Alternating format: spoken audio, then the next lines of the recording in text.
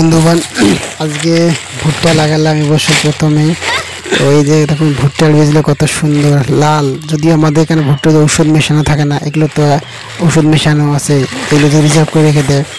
দেখতে পাচ্ছেন দাগগুলো দেখা যাচ্ছে, এই দাগগুলোতে এক একটা করে মাপ আছে, 12 ইঞ্চি করে আছে মাঝখানে।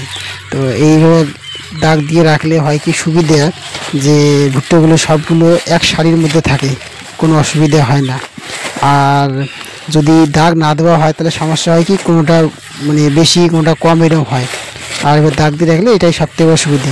আর এর পরবর্তীতে যখন আবার ঘোষ না লাগে, এর মধ্যে মাঝে মাঝে একটা জল দিতে হবে, ক্যানাল দিতে হবে, এটা বেশ তখন একটু সহজ হবে।